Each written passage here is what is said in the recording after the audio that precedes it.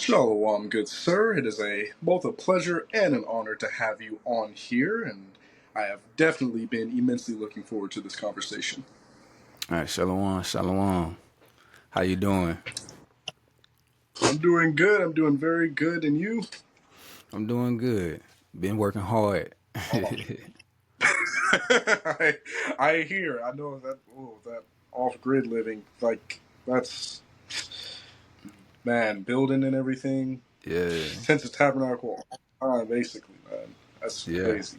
Okay, yeah, so so So let's just get okay. So for those who have somehow not come across your phenomenal music or your message or anything like that, you could take this time to briefly introduce yourself, your message, your music, and everything, and then we'll get right on and started. yeah. Yeah. For those who don't know, I go by Inyarachaa. Inyarachaa just meaning humble spirit or broken spirit. I've been making music for a long time.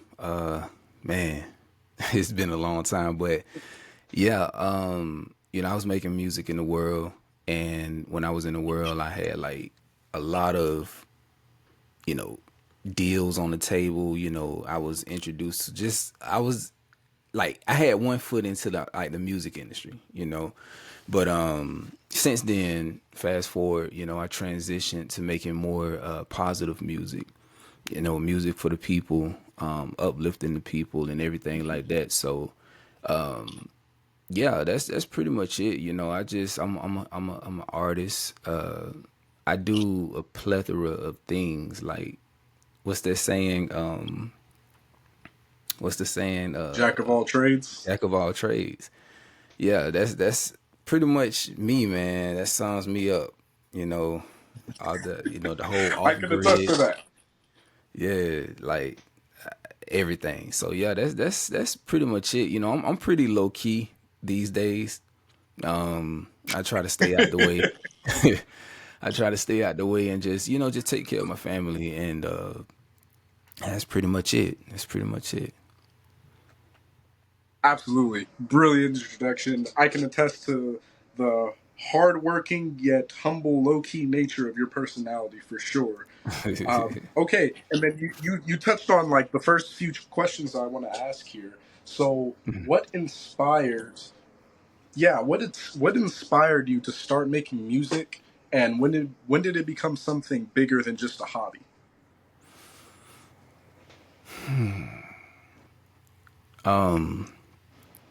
Okay, so growing up, I was different. I've always been different. I've always had a different taste in music than my peers, my family. Growing up in a black community, everybody's like they go towards R&B and hip hop, right? But Mm, for me, like I said, I was different. I don't know how, I don't know why, but I gravitated towards like pop music and punk rock and alternative like type of music. I didn't like R&B. I didn't like rap for some reason. But over the years, I think I was in the ninth grade when it all began, right? Me and my friends, we would mhm, always like when we started driving, we would always like steal our parents' cars and listen to like music, right? So at that time, that's when I was getting into hip hop. I mm, think I was growing up listening to at that time like Gucci Man and Lil Wayne, all these different people. So I'm mm. I'm I was with my homeboys. I was like, man, what y'all think about us like getting on some songs, like trying to do this same thing. So it's Mhm. funny. My mama had an old computer, like it was like a old big Dell computer, and I remember I downloaded this program called Fruity Loops where you can make beats, and Hmm. I just started making beats. I was making beats, and it sounded so trash, But like, yeah, and I was making like corny songs, but that's where it all started. And I just Mm, when I saw that I was able to do it, I was like, man, I want to keep doing this, and I want to keep getting better at it.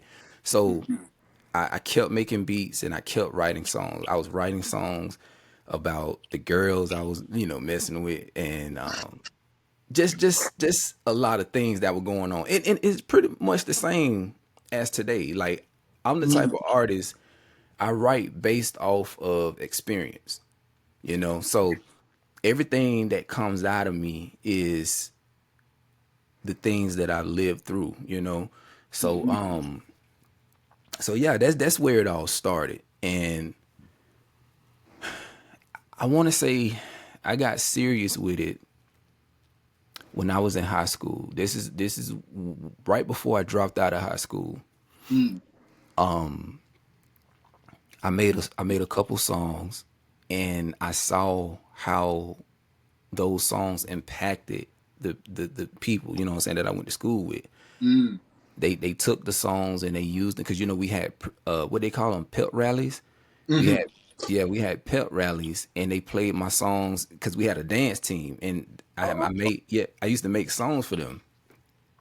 So that's when I started to see, like, I could really do something with this, you okay. know.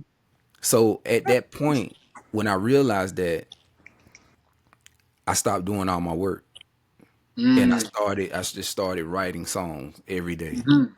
and I used to get in trouble for it. But that led me to dropping out, unfortunately. Mm. And then when I dropped out, that's when it really got serious, because Mm. I did a song, and I tell this story all the time. I didn't expect that song to blow up, right? So Hmm. it was just a random song that I did. It was called La La Land.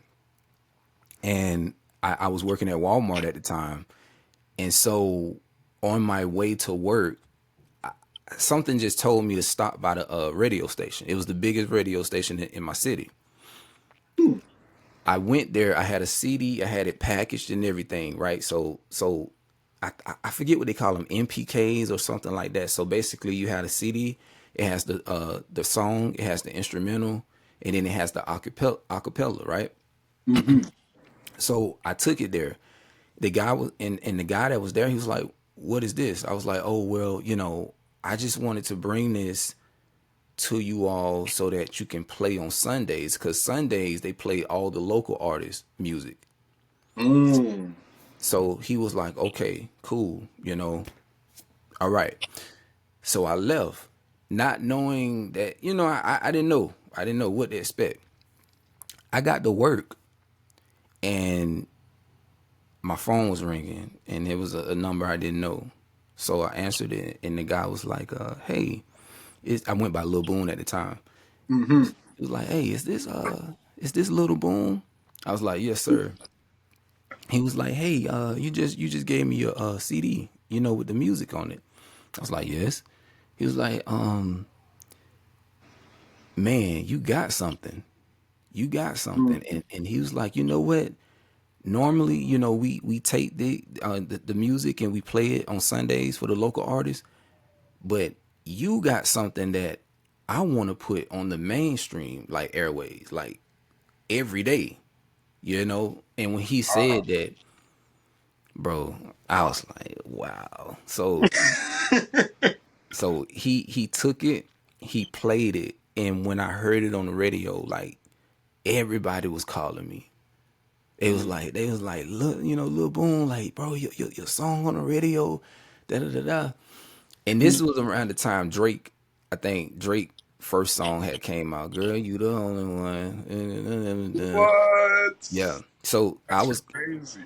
I was like going, neck and neck with like Drake and all them, like, cause we had like a countdown. They did a countdown every day, Monday through Friday, and it was your top 10. And my song ended up being number one for like 2 weeks. Yeah. Wow. So that's when it got serious.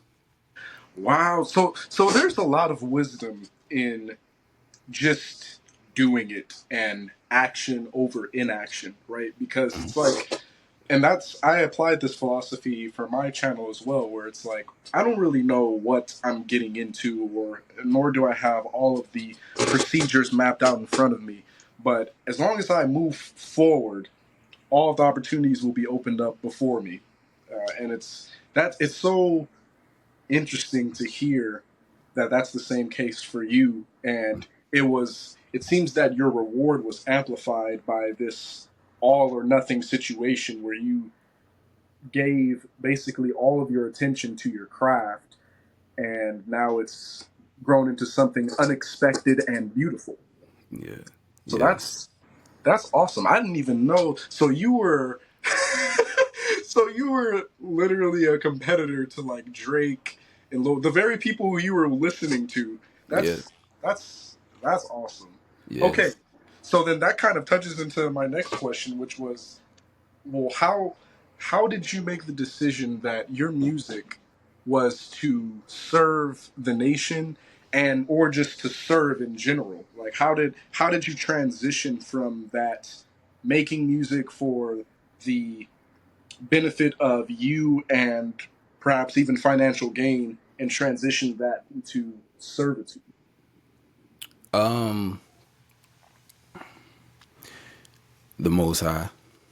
I mean, I would say I would just plain and simple the Most High without even getting too deep into it. But like, Mm-hmm.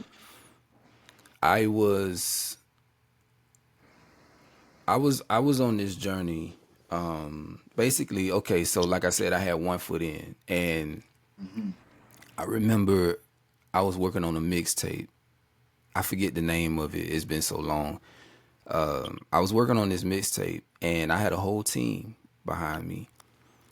So we had a conversation one day, and they said, "Hey, when you do this mixtape, we're gonna go to all of the colleges, and we're going to promote. We're going to, see if we can book some shows, and just set up this whole thing, right? This tour." Mm-hmm. Well, in the midst of that, that's when I got my calling. Out of nowhere, just one day, randomly, like I prayed, I meditated, and it's just like the spirit came over me, and hold on one second. Mm-hmm. Dang, hold on one second.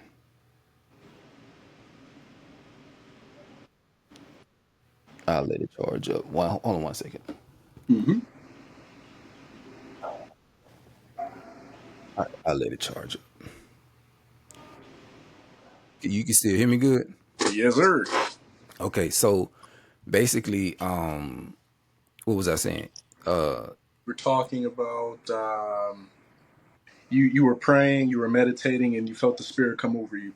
yes. So, um, yeah, I felt the spirit come over me, and shortly after that, you know, I didn't want to do what I was planning to do anymore. I didn't want to do the mixtape anymore. I didn't want to go on the tour anymore. I just lost interest, and for that, I think I took a whole week just asking the Most High, like, okay, what is happening right now? Like, why am I losing interest in the very thing that I love doing?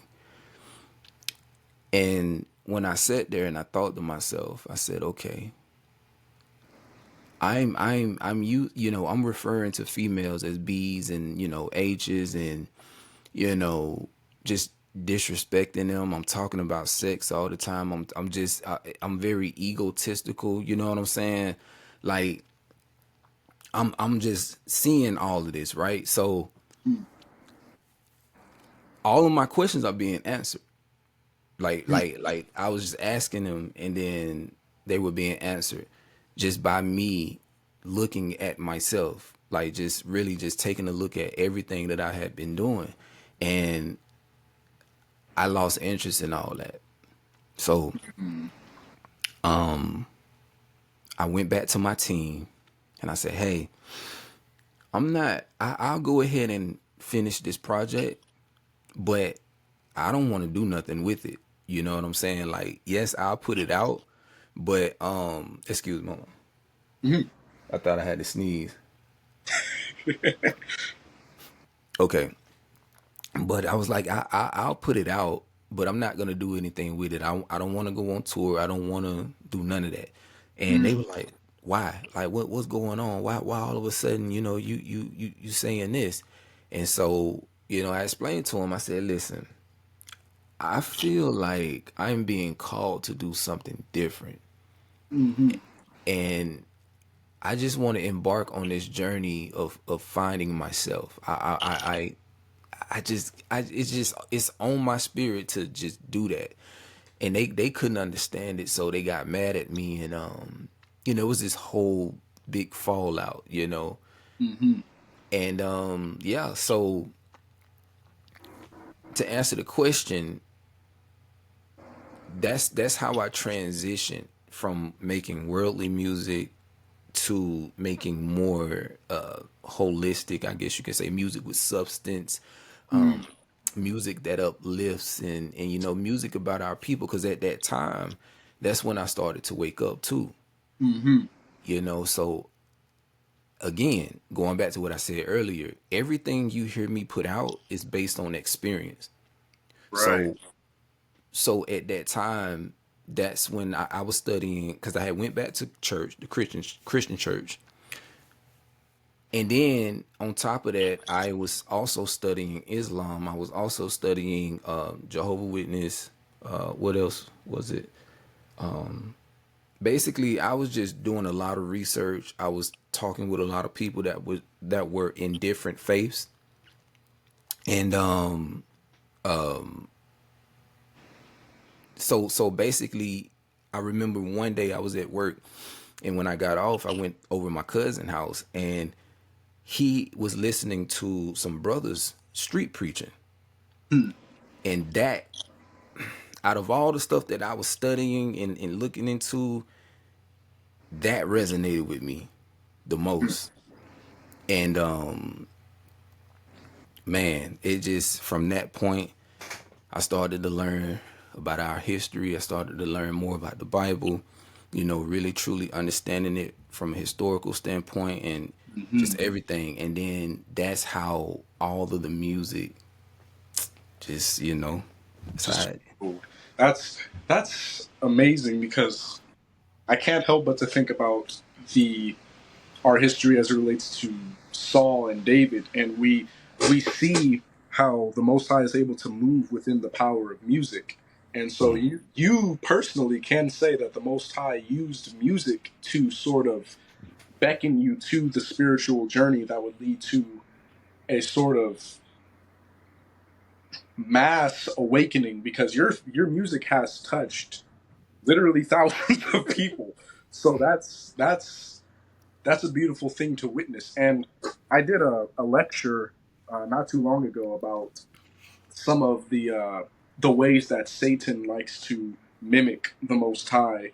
And it's interesting that you said that you started to become like you lost interest or and became disillusioned with the once desirable outcomes of your situation, because it seems like Satan, and the scriptures talk about this, like Satan will tempt you of your own vices and lusts and desires. And it also says that the Most High doesn't tempt. And but the Most High does tend to call.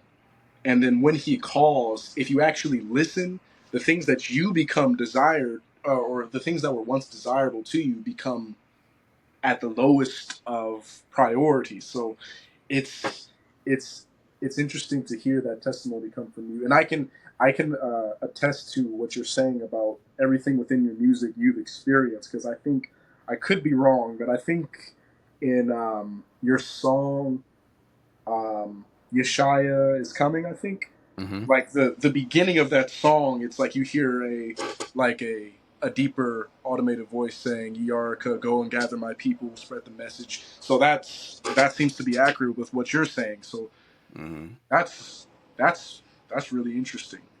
Yeah. It's interesting how he will give you something, you'll flirt with it for a while, thinking that, okay, this is what I'm here for, and then it's like, okay, now is the time. Right. Right. Amazing. Okay, so what led? Okay, and I really like this question. What led to your name change from Lil Boom to Inyarachaa, and what does Lil Boom mean to you now? Um. So I had an apartment. I got an apartment, right? Hmm. This was I want to say 2013. It was my very first apartment, and that's where I just took the time to do a lot of studying, a lot of praying and meditating, and just really just focusing on just getting a closer or just becoming closer with the Most High, to the Most High. I remember the camp that I was learning under at the time. They had a school, not necessarily a school, but it was like a academy, and I think it lasted for like 12 weeks or something like that. I can't really remember, but I signed up for it, and they had a section in there where basically they taught Hebrew, like a certain style of Hebrew, and I think it was the what style was it? Paleo. No, it wasn't paleo. It was um it's been so long. It's not just the Yiddish. It's a term that they use. It's not coming to me right now, but anywho, that style I was learning, and every word, right, they sent you like this it was like a little dictionary Hmm. of Hebrew words, and it had like the Hebrew word and what it meant, like in the masculine and in the feminine. Hmm. You know what I'm saying? So what I did one day, I was like, you know what? I don't want to go by Lil Boom no more, because I was still going by Lil Boom when I started the trend, that transition. Hmm. But then, like I say, I just wanted to kind of do away with all of that and start over, create a Right. whole new identity. And so yeah, I was in the kitchen, I was sitting down at my table, and I was just going through this list, and I said, every Hebrew word has a meaning, and if I choose, like I was going through it, like looking for like a name. So when I came across Inya, and when you look at my name in Yaraka, it's not the correct, it's not spelled the correct way. Hmm. I just created that myself, but I think the true way to say it is in Nawa, in Yahweh. You gotta forgive me. It's been so long. I got you. In Nawa Yaraka, Hmm. something like something along those lines. But anywho, yeah, I was sitting at the table and I said, okay, I'm humble. I feel myself becoming more and more humble. That's my truly my just my true personality. Like, I'm really Hmm. humble. I'm just playing, the songs I was doing in the world. I was putting out a lot of pride and all that. But Hmm. once I did away with that stuff, just stripped all of that and just started seeing me for me. And I was like, yo, okay, in y'all, humble, broken, contrite. Is it what contrite? But anyway, yeah, I was like, in y'all, and then I saw recall, and I saw that it meant spirit or whatever, Hmm. and I was like, yeah, this right here, I like the way it sounds. I haven't seen nobody with this, so I'm gonna put this together and that's what I'm gonna start going by. And that's just what it's been since then. So when you say like Lil Boom, like what does it mean to me today? I feel like it's gonna always be a part of me. You Hmm. know, there's so much history that comes with that name, Lil Boom. You know, Right. it's like so many memories, man. Like I say, outside of all of the sinful stuff, I just remember traveling and going to different places, Georgia, because I was in Hmm. Alabama at the time, but I was going to Georgia, Florida, Tennessee, different places, meeting people and, just seeing, because at that time, it was like the younger generation, like Hmm. children to teenagers, that was really like my core fan base.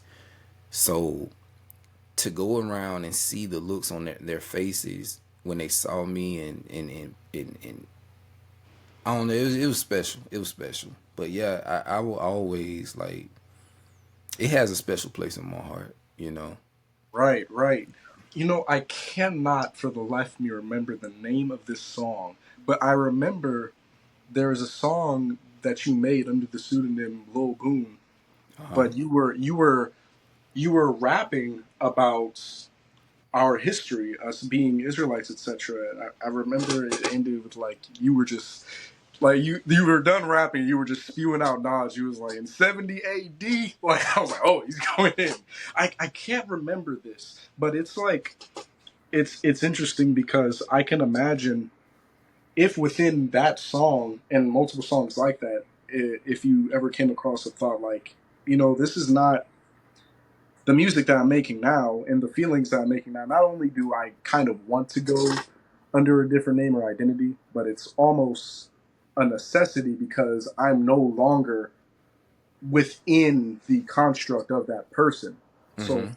I've been writing um, quite a few essays actually on success and like what success means. And I think a major part of it is understanding the importance of the name or the sham, meaning like name, reputation, title, etc. What you're known for. Mhm. And I find it really interesting that all of pretty much everyone who comes into this truth always changes their name shortly afterward. And I think it's because like you eventually grow into like Paul says you sort of die daily, and so you Mm. become the or at least you strive to become the antithesis to who you once were. And but I find it really beautiful that you still say that Lil Boone is a part of you because that's that's humble in nature as well because often people be like, oh yeah, I'm no longer that person, that person is dead, but that's not really entirely true because that's why Mm. it's a spiritual walk, it's an endeavor, it's a fight. Right. But that's really interesting. I love that I love that you say that Lil Boom will always be a part of you and there will always be memories associated with that. And Mhm. I think that's important, and I think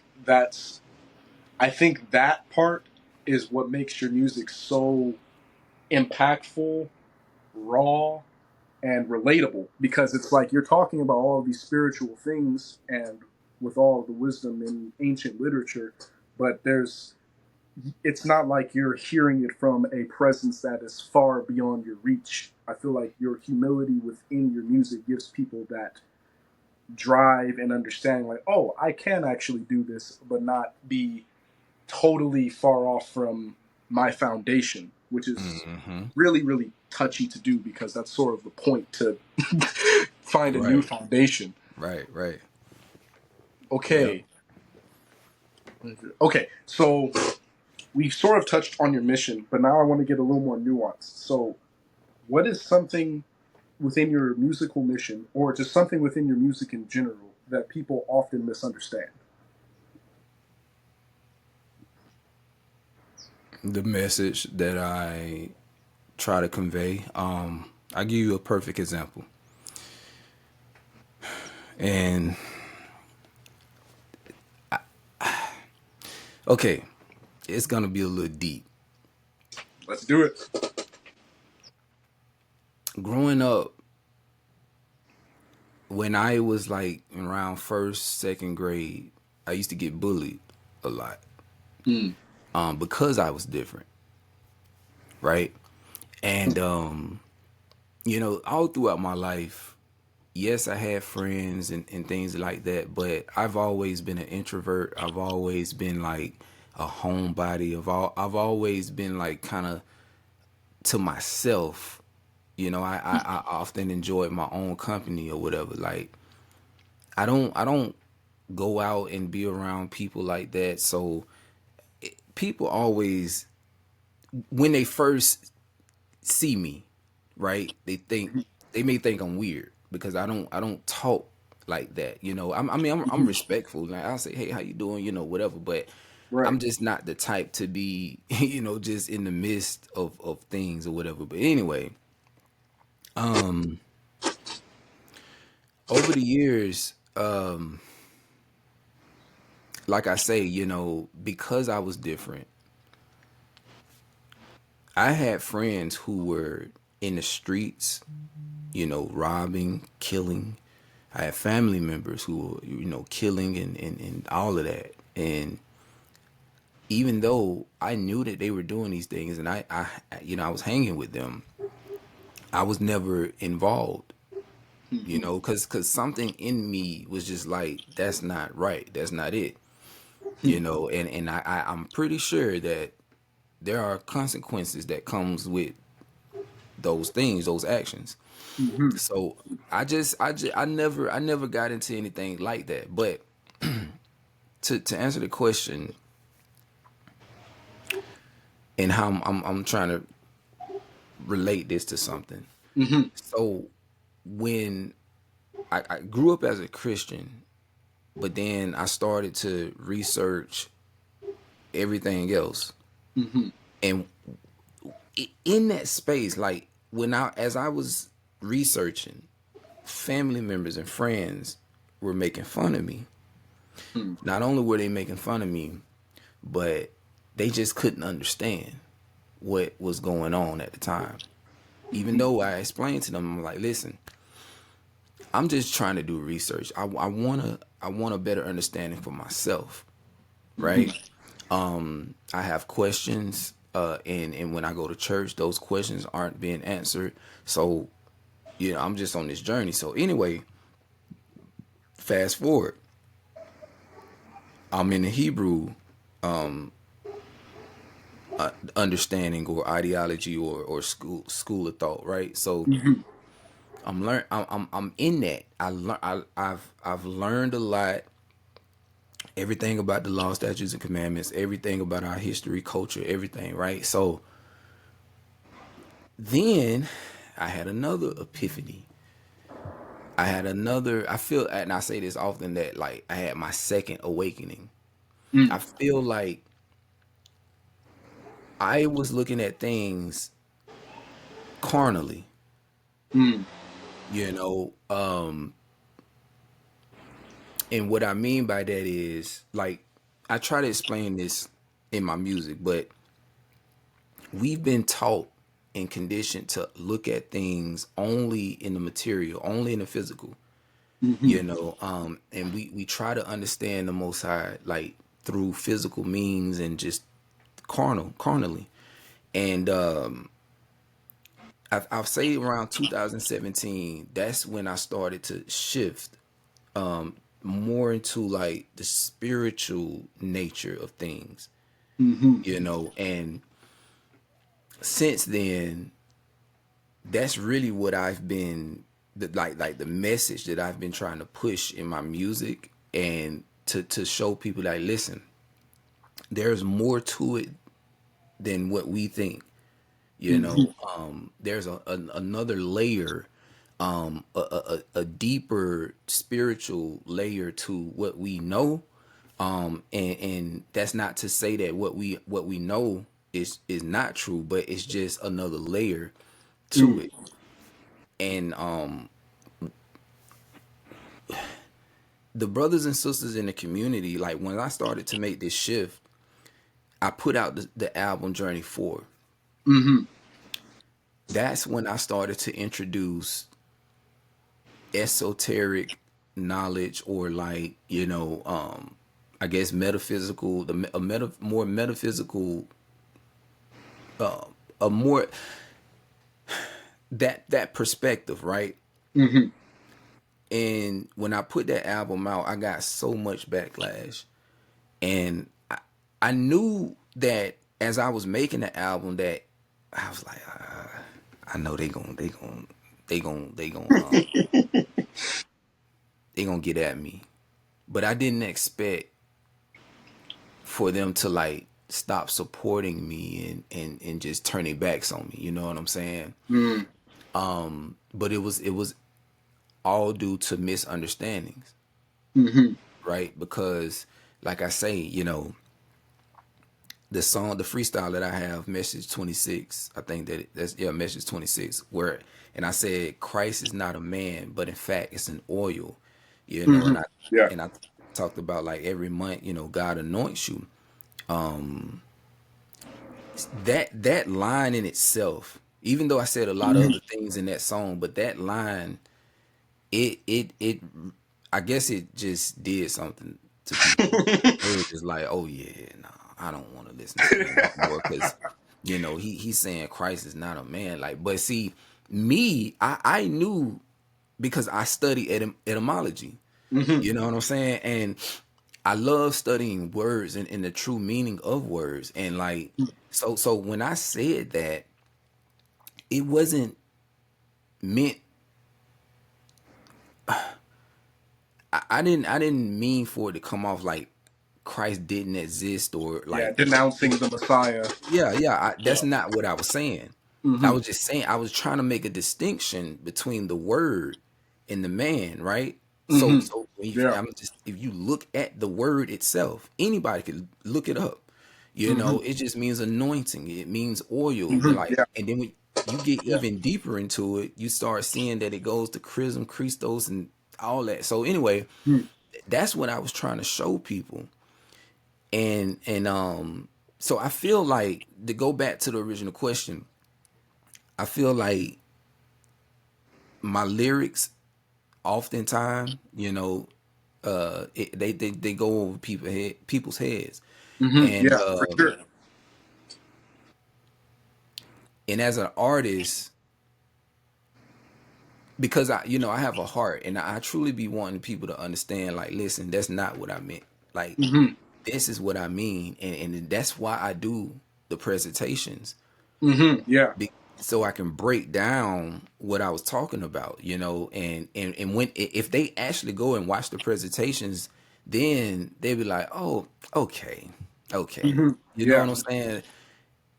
But I think as an artist, that's what's so unique and so beautiful about the art Yeah. of creating the music, because Mm-hmm. you leave it up for interpretation, Interpretation. Yeah. you know.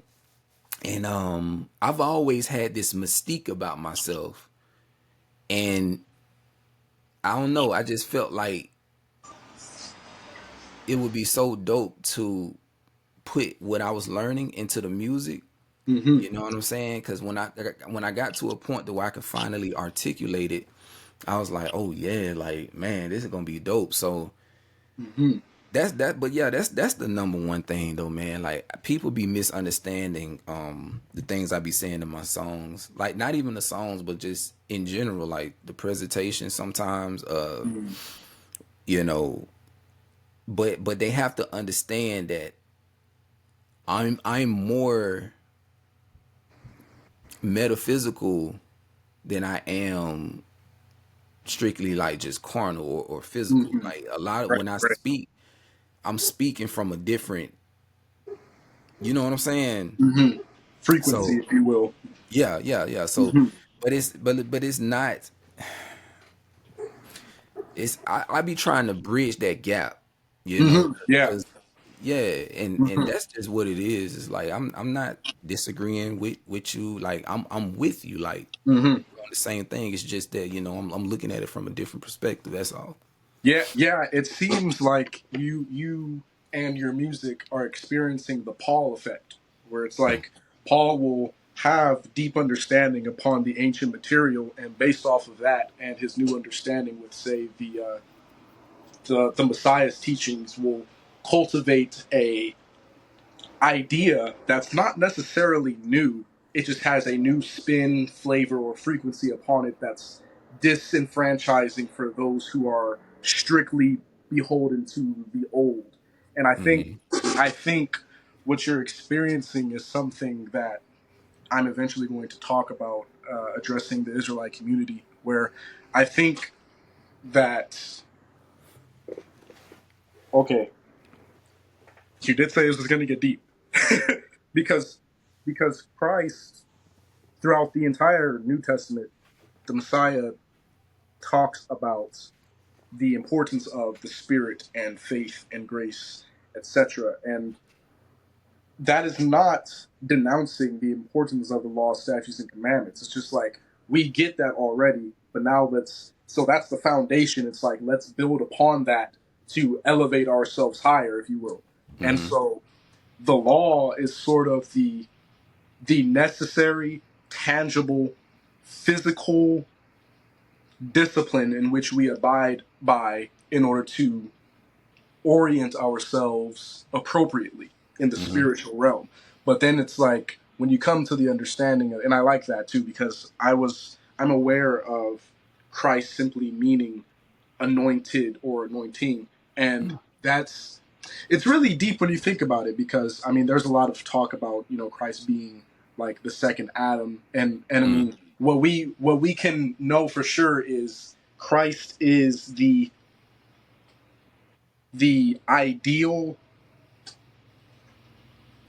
archetype for Yes. what man is supposed to be, Supposed to become. Mm-hmm. right? So when you think, okay, so Christ is anointed, so man is anointed, and then if you say something like that, it's like, oh, is he saying everyone's Christ? It's like, no, but then, because Christ would say things that were seemingly outlandish all of the time, so it's like, Mm-hmm. mm, you just have to make sure that what you're saying is and can be backed by the biblical anthology. As far as I'm concerned, I don't think, um, but I think that there are a lot of modern day Pharisees, excuse me, a lot of modern day Pharisees and Sadducees within, especially the Israelite camps, that are abiding by, the same thing that Christ would or the Messiah would battle against with. This is like, oh, like, we don't follow you, we follow Moses and the law of Moses, and it's like, yeah, that's fine, but Moses follows the Messiah, and what the Messiah is saying is definitely true. Mm-hmm. And so I think where all of the criticism and the backlash came from is like, I think it's really just the terminologies, because they associate like third eye and even frequency and aura, etc., with like Eastern philosophy Mm-hmm. and albeit like idolatry, basically. And Mm-hmm. so I think I think it's really difficult to articulate all of the nuance within that within music. But at the same time, like you said, I love that you said the word artist, because it's sort of, and correct me if I'm wrong, but it's sort of like an artist's job to push the boundaries of understanding and correlates new understanding with old principles to make a new picture. It's Mm-hmm. supposed to have novelty, but if you're talking about something as like ideologically strong as the biblical corpus, for example, then Mm-hmm. it would be rooted within traditional understanding. It just has a new touch or spin to it. Mm-hmm. And I think people are just not that willing to digest those things, which is interesting. Right. Nah. You said that beautifully, and Thank you. I think it is the artist's job, because music is powerful. It is so Indeed. powerful. I'm working on an album right now, and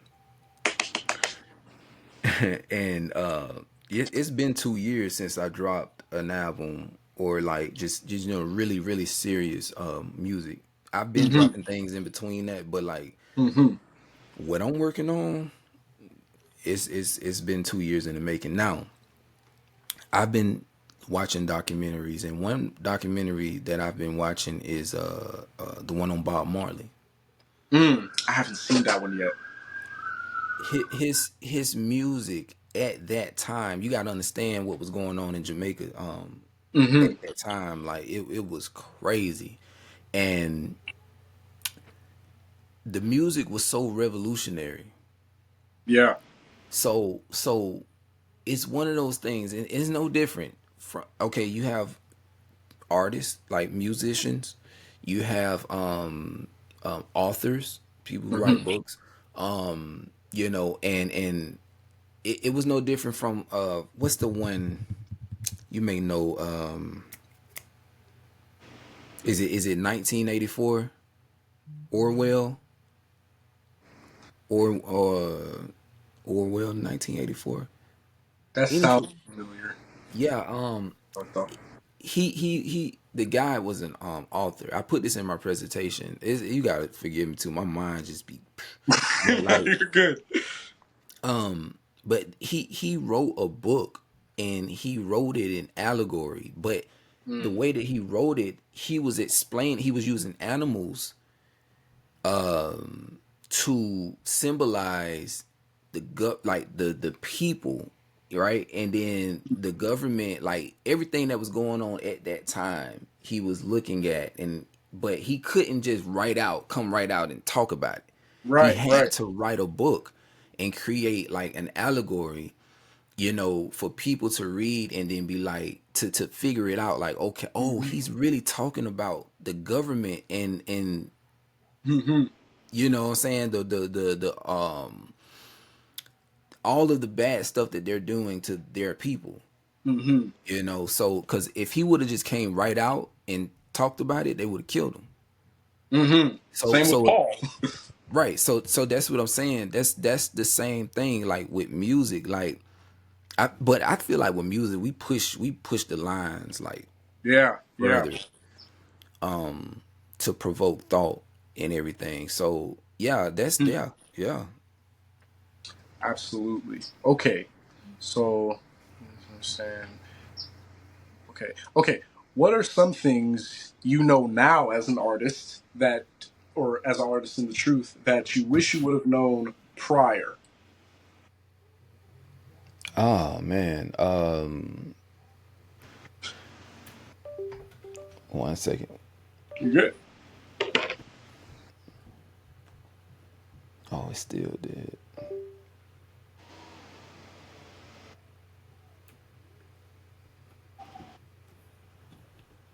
1 second. Okay. You said what would I know now? Yeah. If so, what do you know now as an artist in this truth that you wish you would have known prior?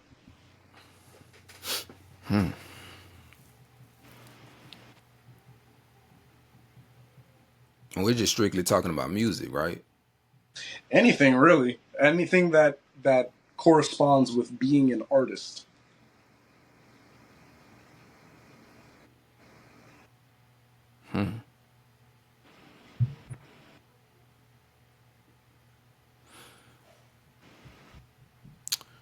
That's a good question. Thank you. I honestly don't.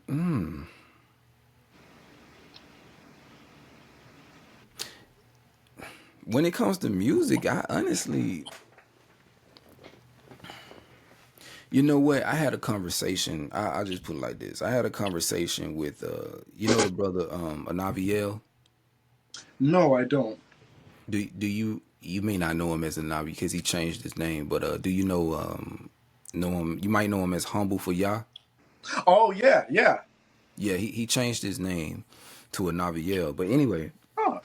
I was talking to him a few weeks ago, and it was a conversation that was needed. Hmm. And from artist to another artist, and you got to understand too the caliber. of artists that we are. It was humbling because he was sharing with me, like, how he navigates through everything, with the music and all that.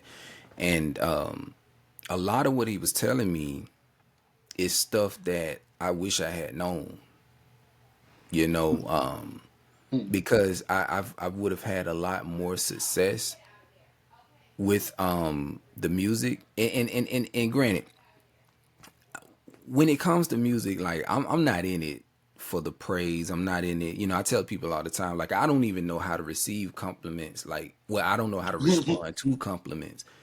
Because I look at it as, okay, I'm just another brother, Right. who happens to make music, and I'm pretty good at what I do, but at the end of the day, the Most High gets all the glory. I'm just a Inyarachaa. vessel.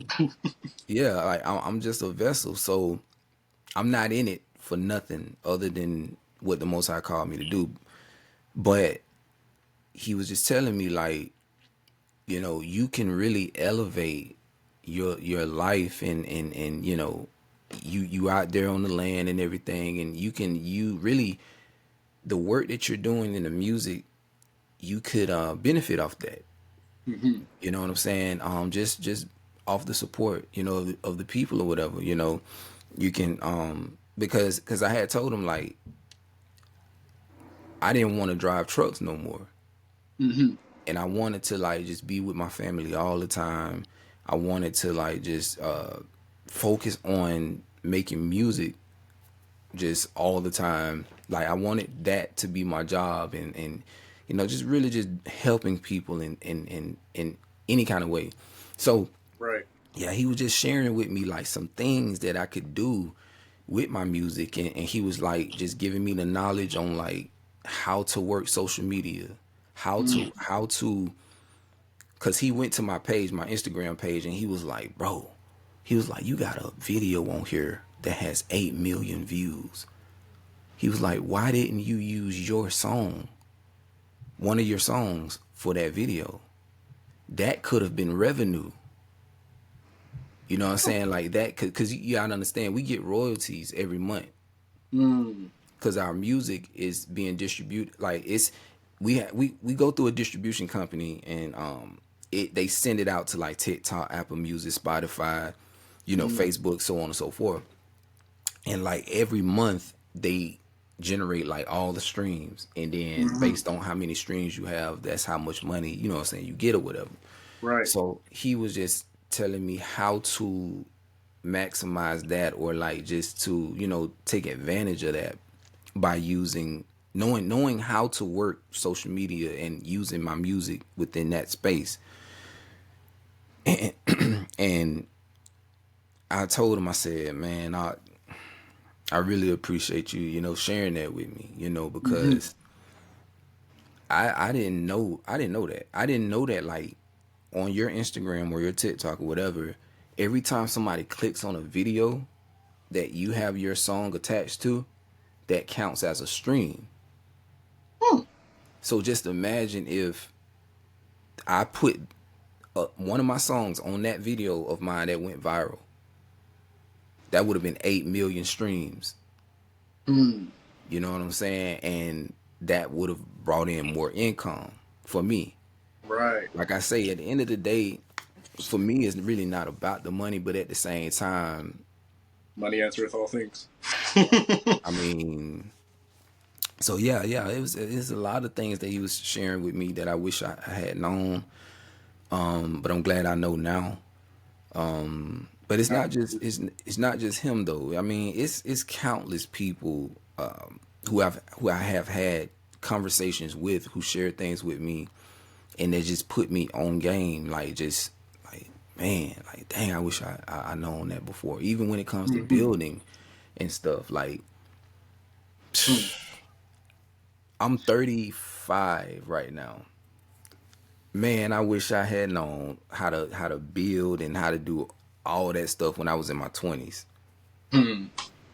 So, but I feel like I'm playing catch up though, to be honest with you. Hmm. I don't know if you ever heard people say these things, but like how you waste all of your 20s Hmm. Yeah. and then in your 30s you're trying to, you know what I'm saying, you're trying to learn and do things that you should have been doing in your 20s. So that's honestly how I've been feeling. And the fact that I have a family now is just, it's tough because I have, it's certain things that I have to sacrifice Right. and just give up and focus on my children, you know what I'm saying, and try to raise Hmm. them up. But yeah, yeah.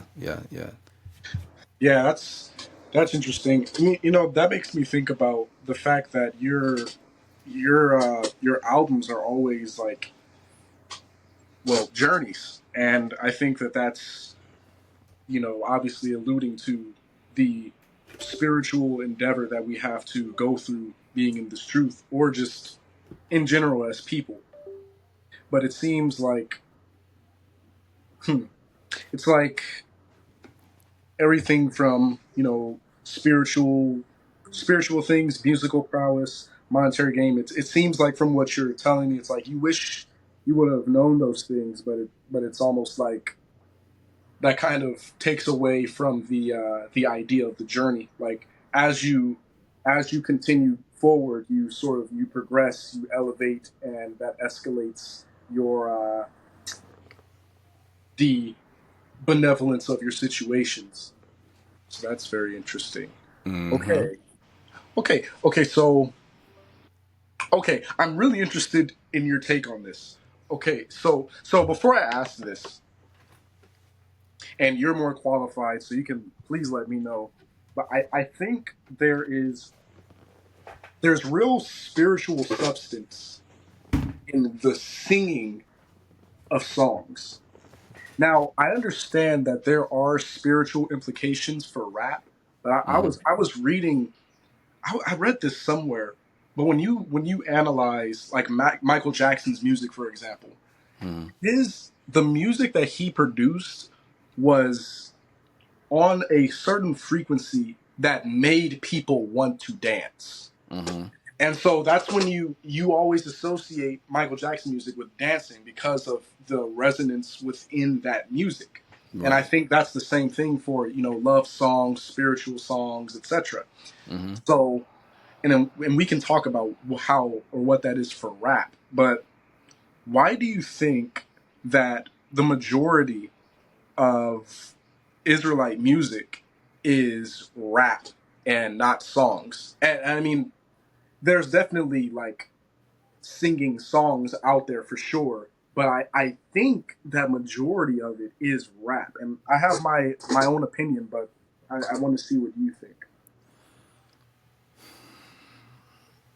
I mean, it's just like everything else. I feel like there's a I don't even know if this is the correct term to use, but oversaturation. Mm. Oh, I see. I see. Yeah, it's oversaturated. I just, it's funny. I'll just mention the brother Naviel because he said this. We was talking about it. He was like, everybody is rapping, but everybody shouldn't. What did he say? I don't want to misquote the brother, but hopefully I can articulate this. It's like you got so many people rapping, and listen, by all means, you know, if Hmm. you want to praise and worship through music, do your thing, Hmm. right? But I feel like there's a lot of people out here who make music that shouldn't be making music. Um, Agreed. I mean, you got sisters who be singing, boy, but they be off key like crazy, and it's like just, you know, you want to support them, you want to show Hmm. love, but you be like, yeah, that ain't. I don't know who was with you or who hyped you up like when you made that, but that's not it, sis. Like for real. So yeah, I just feel like with the rapping though, like yeah, it's a lot. of that. And it's not just with faith based music. It's everywhere. I mean, Mm-hmm. just look at the music nowadays in the world. Mm-hmm. Like all these what this song there's a song out. I haven't even heard the whole song, but I just heard like people in their reels and shorts use the Mm-hmm. song. But like what it go like something like what the hell? What the helly? What the something Oh. like that. And I'm just like I just be like, bro, people be supporting trash, bro. Trash. And Indeed. that's just where we at with it, man. I just it's really nothing you can do about it. I mean, everybody just feels it's like social media. Everybody has social media. Everybody's on social media. Everybody feels like they have a voice, Mm-hmm. but I just feel like everybody shouldn't be saying things and doing things, man. I just think that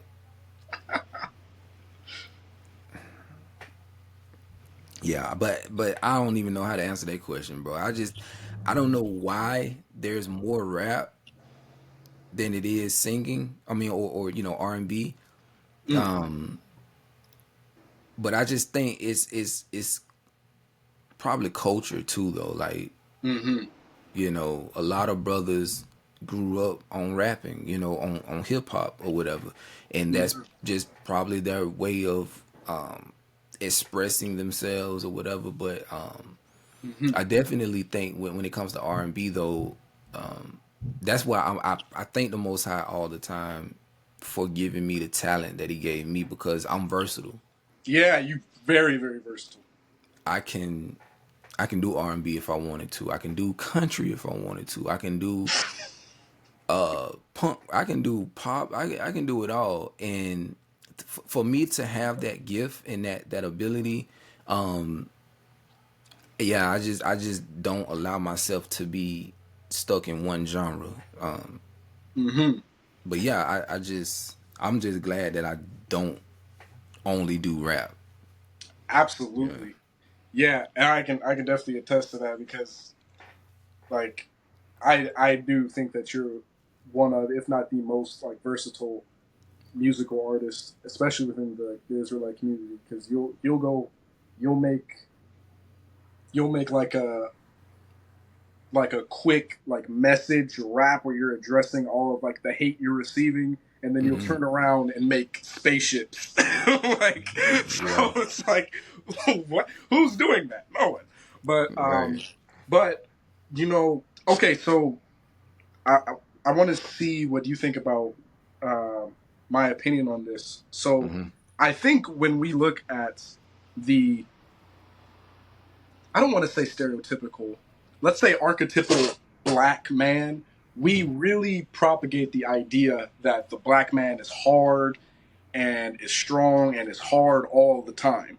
And I think that comes from like I think that comes from rap. And I think when we go into the culture of hip hop, or at least this is what I have deduced after a lot of listening, it seems that rap is the music that you go for when you are retaliating against unjustified suffering.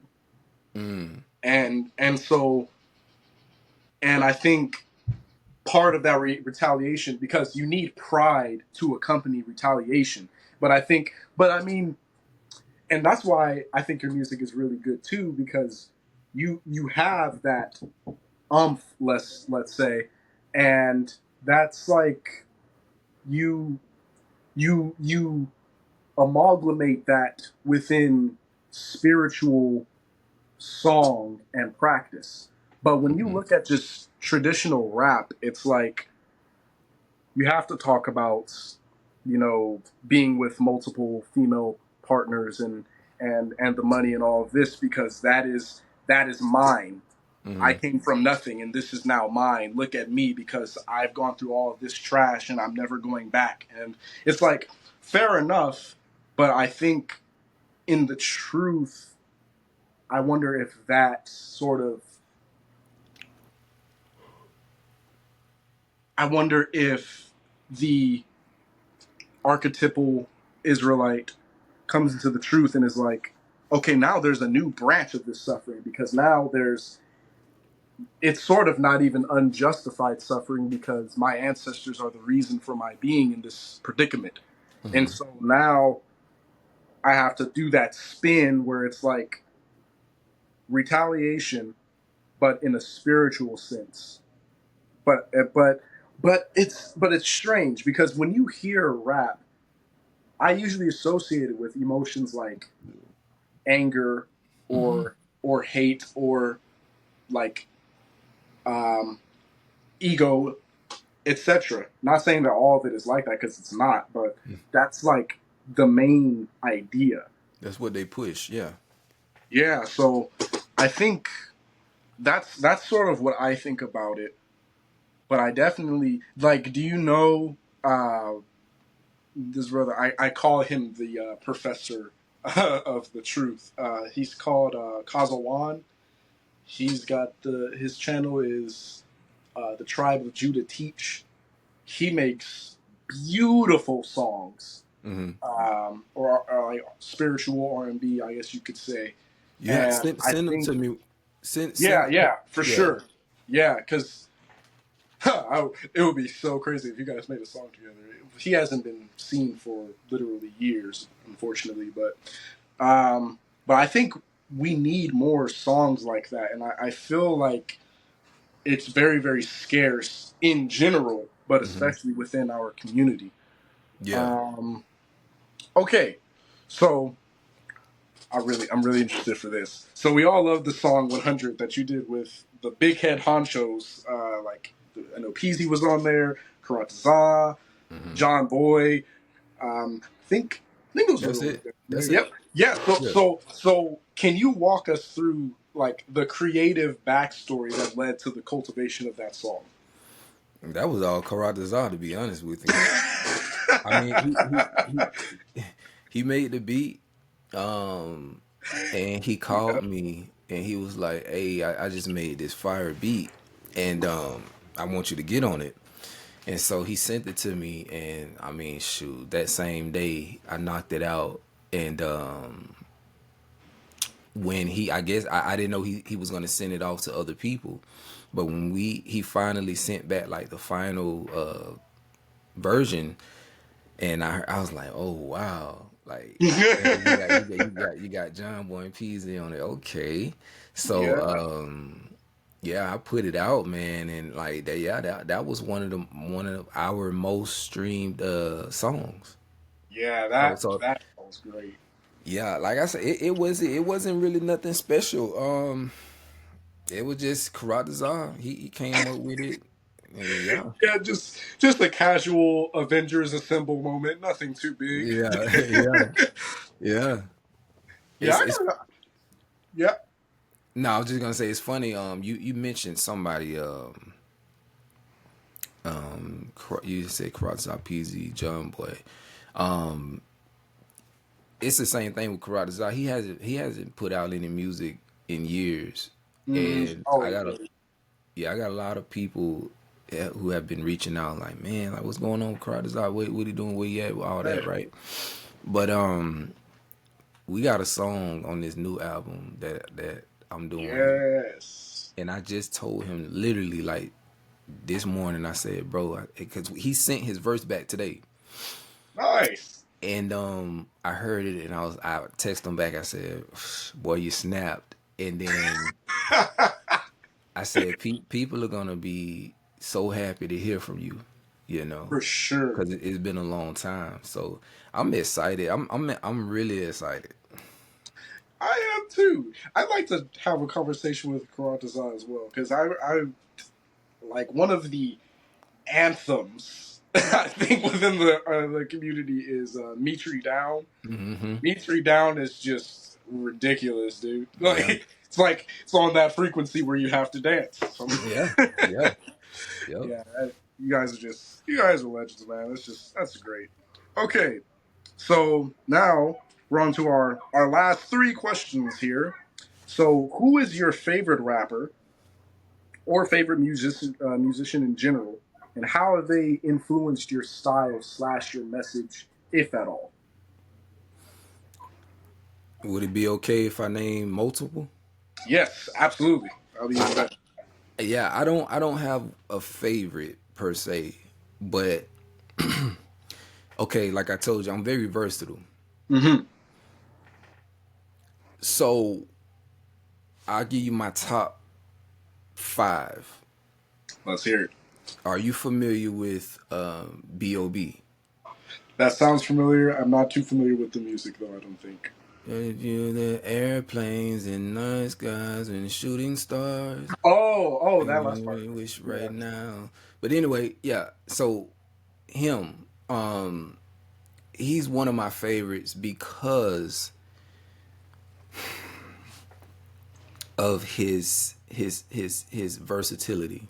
Mm-hmm. He can sing, he can play instruments, he can, I mean, he produces the majority of all of his music. He's a phenomenal like lyricist.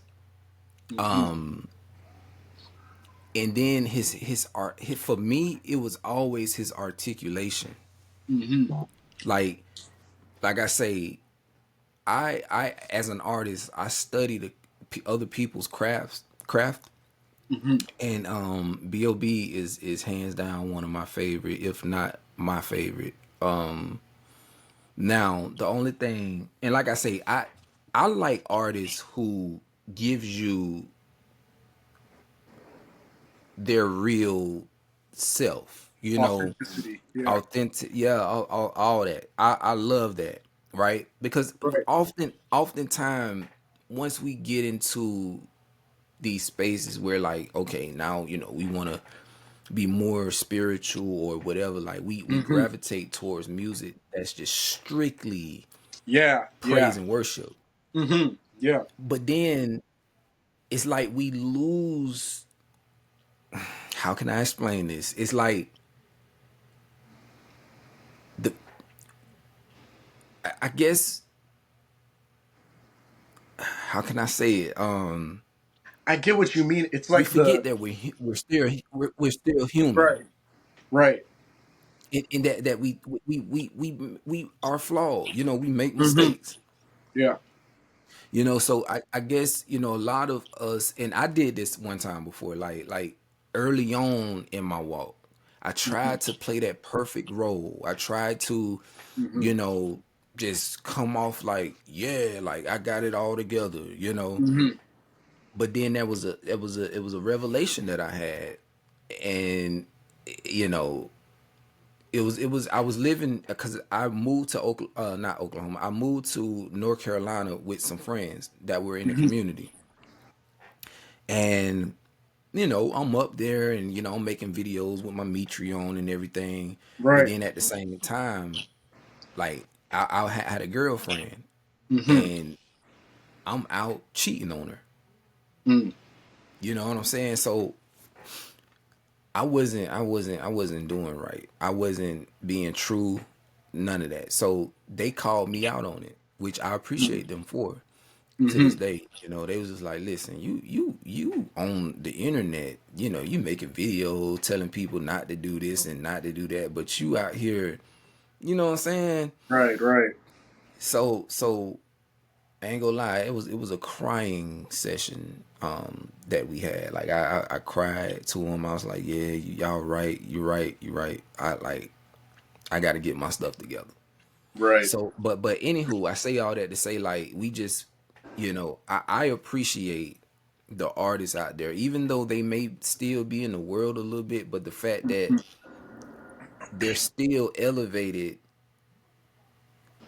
and they can give you something to make you think. Like Courtney Bell. Prime example. And Mm-hmm. I see I see what Courtney has done. See, Mm-hmm. he's from the streets. He has really been in that. You know what I'm saying? Like in the Mm-hmm. belly of the beast. Mm-hmm.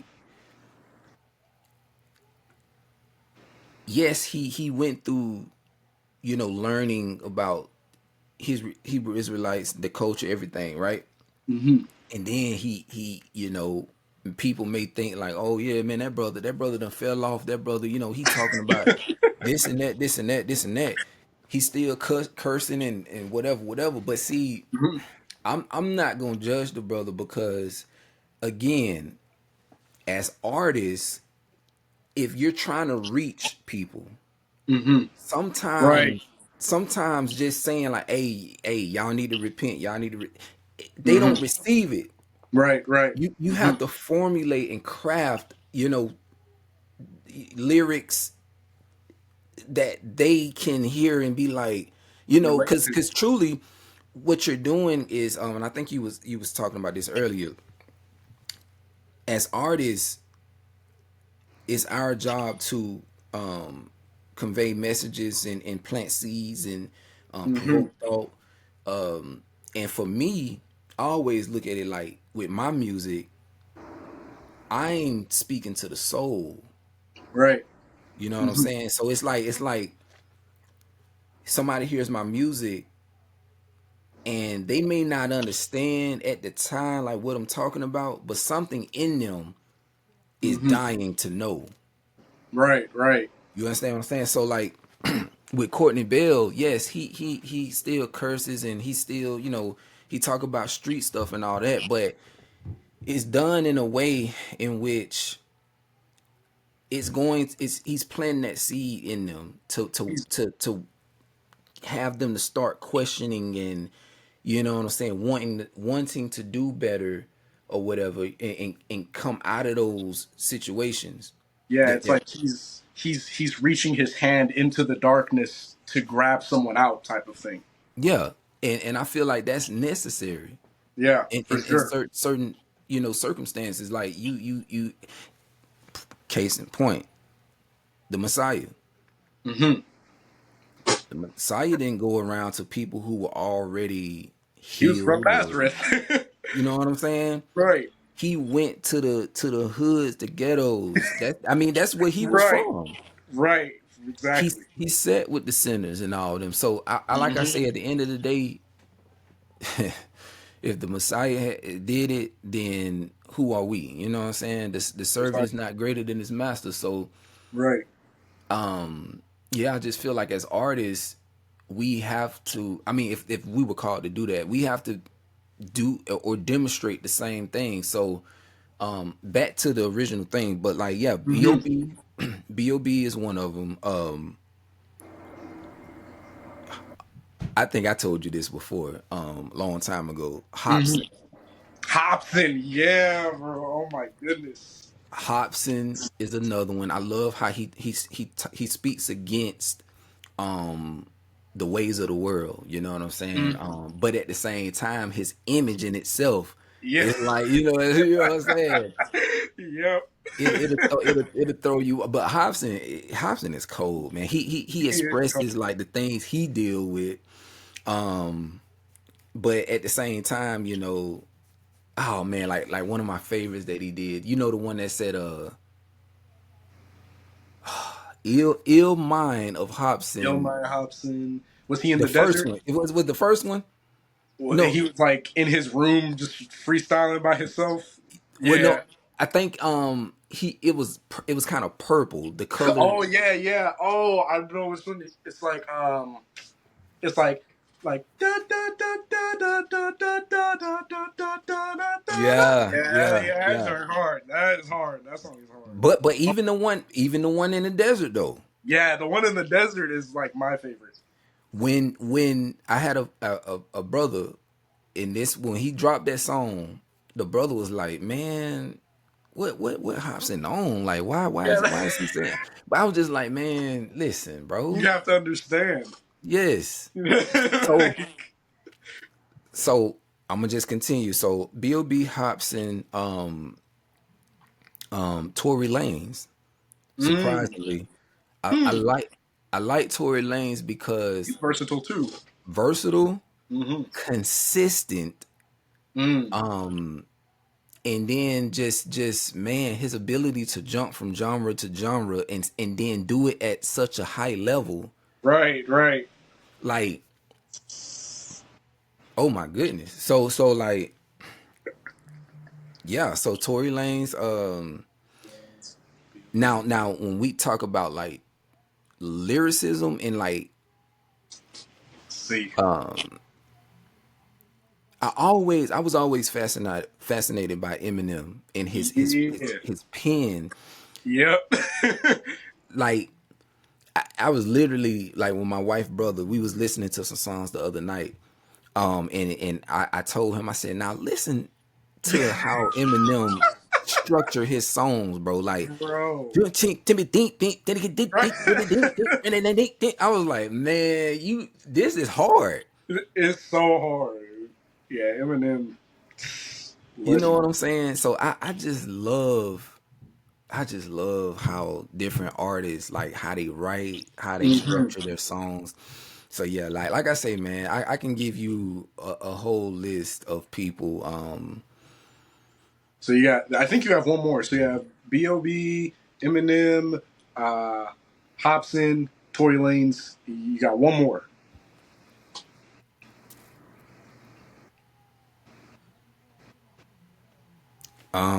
What's this brother name?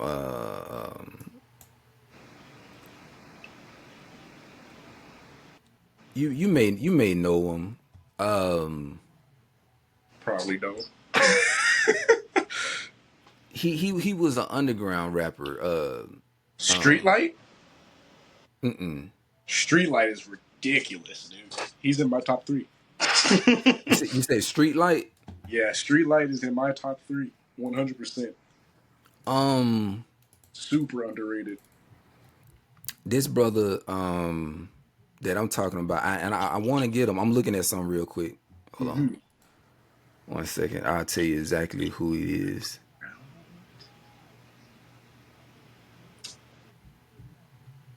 I'll tell you.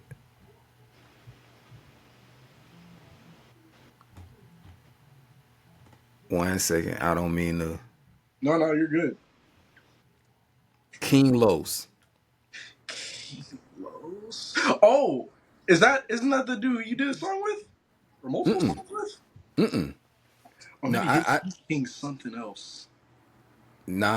I never done music with him, but bro, King Los, if you type on YouTube and go look at his freestyles, look at LA, I think it's LA Leakers, something like that. Oh, Bro, yeah, definitely LA Leakers. oh Ah, that my sounds goodness. familiar. He like I say he was a battle rapper. Oh, But yeah, his ability like he's another one. It's like when certain people when you listen to them, it's like they channeling like they can just you yeah. just like oh my god, bro. But yeah, so I So, just say I say King Los or Jid or JID. oh Um, yeah, Jid. Oh my goodness. yeah. All right, so my top five, it would be, um, I'd say Streetlight for Mhm. sure, Eminem for sure. Uh, top five, top five. Probably say Joyner Lucas. Yeah. Yep. Yeah, Joyner's ridiculous. Let's see who else. Who else do I be listening to? I'll probably throw Hobson in there, and then number one is J Cole. J Cole all day. I forgot about it. Did you hear did you hear the most recent song he put out? No, no, I have to listen to it. Oh my I have to god. listen to it. Yeah, Cole is he inspired me to write. For real? Yeah, yeah. Yeah. Actually, I have a song that I have the song done already. I just have to like rap on the beat and put it out there. But yeah, that dude Cole, and yeah, definitely Eminem as well. Yeah. That's Have you ever heard of a this he's kind of new on the scene, but his name is Akeem Ali. Oh yeah, yeah. My wife loves that guy, dude. He's the one he has like the alter ego of the The pimp different persona. persona. Yeah, Yeah, he. yeah. I hate to say it, bro, but he's smooth, bro. Yeah, he He's is. smooth. He is. Yeah.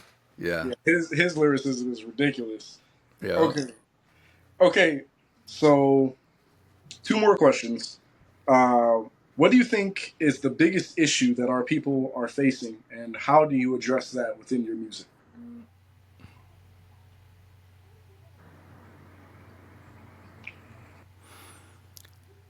There's still it's multiple issues. You said the biggest issue, but Yeah, probably the biggest issue. I think the biggest issue is the lack of love. Yeah, we could talk about this for sure. You know what I'm saying? Because I have to put there's so many different things, but it all goes Hmm. back to that the Hmm. lack of self love, and the fact that like people still have deep embedded like trauma, Hmm. issues that they have yet to face and overcome and work through. So I feel like man, our people have a lot of work to do. Hmm. But yeah, I would say that's the biggest thing, man. Love, like I'm talking genuine, unconditional love. Hmm. You know, Right. we got Yeah. all these camps, Yeah. and yet there's I'm for real, like there's so Yeah. much, still so much division. Hmm. It's like, oh, I'm not gonna support you because you're not a part of my camp or organization. It Hmm. doesn't matter. I say this all the time. I put it in my Hmm. music. I in my on my social medias. It's sad because it's like I'm gonna use myself as an example. All I do is promote peace, love. Hmm. I uplift people. I pride myself on being an example in many different ways.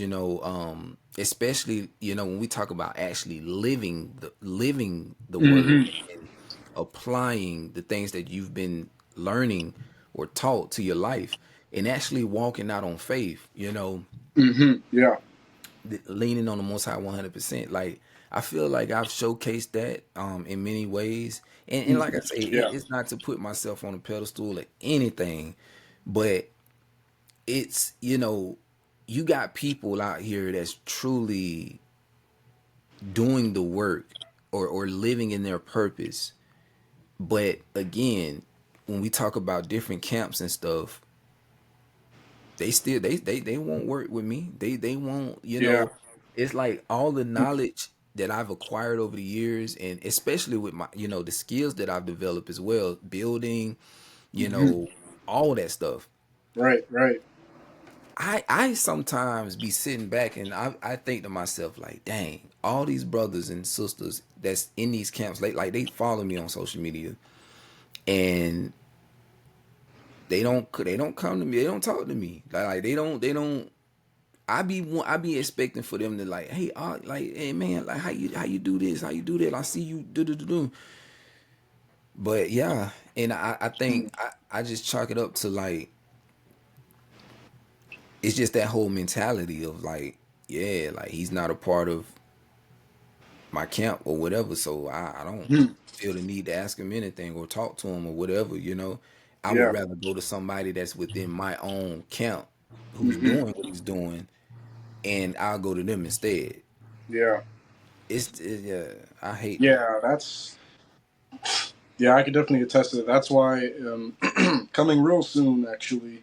Um, and it's funny because you said this earlier. I have this feeling that when I make this lecture or message to the Israelite community, I'm going to get a lot of backlash, if any views on it, because I think that that is, to sum it all up, our biggest issue as well. It's the lack of love that transcends, because that's one of the like two like so Dr. Peterson talks about this quite a bit. Mhm. Two of the most tangible things in life is pain and love, and I think the main reason why love is in that category is because love transcends beyond life, etc. And so that is definitely void. Well, I won't say void, but it's scarce within the Israelite community for sure. And I think that it's spewing into the street preaching as well, because there's countless instances where I now have to be the person to break the stereotype of the mean, cursing, uh, Yes. verbally vandalizing Israelite yelling at people on the corner. And it's like, that's all just because of trauma and lack of patience, etc. And you have a bar actually, and oh, this is actually the song that you did with Courtney Bell, and I can't remember the other brother's name for whatever reason, but you said like Sleepy. sleepy.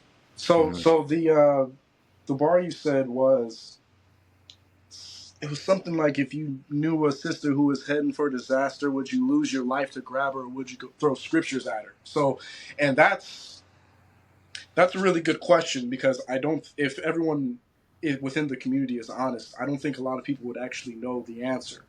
And then often they would just throw scriptures at them because they think that that's the equivalent to trying to grab her, which it's actually like what we identified with, like Courtney Bell and even Peasy and other artists, etc., who actually go into that darkness, show relatability to pull them out into the light.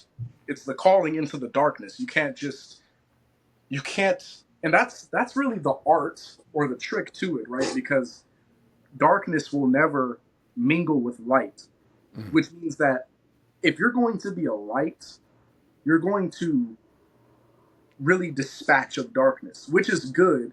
But if there are people that are within that darkness, they need to have some sort of hope of getting into that light. If they think, oh, these people they're doing too much, they're so perfect, they're nothing like, then you're never going to reach them, like we were saying earlier. Yeah. And so I think that that's definitely one of the, it's almost embarrassing, because when we look at pretty much any other faith, and this is just typical of Israel, really, there is a unity, at least an ideological unity within doctrine. And I think because there's so much division amongst doctrine, that's why you have so many camps. And so, because everyone's so ideologically rigid within their own biases and doctrines, they can't see eye to eye on anything else because they're so busy looking at the differences, which is just, it's the reason why there's a northern and southern kingdom. But yeah, that's, and it's almost disheartening, because it's like, I don't really know if we can do anything about that. It's just like the Messiah is just gonna sort everything out upon his return. Yeah. But I ain't mean to cut you off, but I think no, go for it. it's a spiritual problem that we have. It's deep. You know what I'm saying? It's I've sat here and I've pondered on it so many times. Like, okay, is there anything that we could do on our own accord Right. to fix this problem? There isn't. Yeah, I I don't mean, think there is. we can try to do what we can, but at the end of the day, bro, it's so rooted and like deeply like embedded. Like Hmm. what you just said about the doctrines, that's true. Is like we can't see, people cannot see eye to eye. They can't see past all of that. And I mean, me as an artist, I through my music have tried to put that out there. Hmm. And Yeah. I have songs like where's the love. Yeah, where the love? Yeah, where's the um love at? Yep.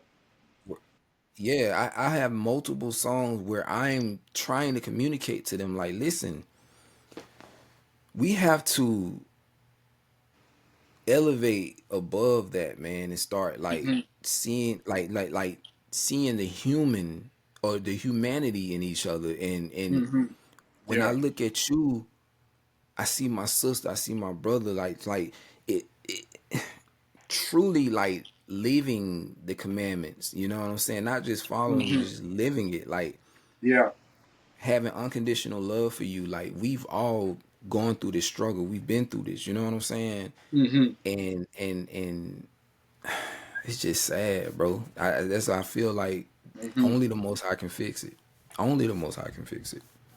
Yeah, and I think because you talked about this earlier, where it's like because I know that you're um, not alone, and I was when I came into this truth, I was like 13, 14. I think I was 13 when I had my first awakening, Mm-hmm. and I was also, you know, I was galvanized within my ability to be awake and were conscious of truth to Mm-hmm. where it sort of blinded me from the main picture of unity. And so I would, be so vehement about trying to get people into the truth and get people in, get people in, get people in.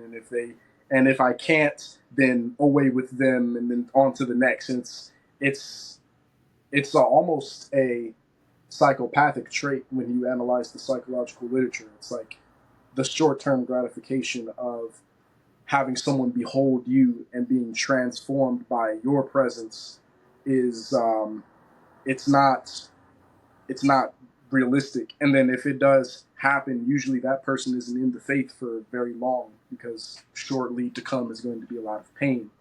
And Mm-hmm. so I think the problem is, or part of the problem is that we will put ourselves on a pedestal to where it's like, look at me, I'm up here. And if you're not here with me, then to hell with you, basically. And then on top of that, it's like, it's almost difficult to articulate. But it's like, if you're not, hmm,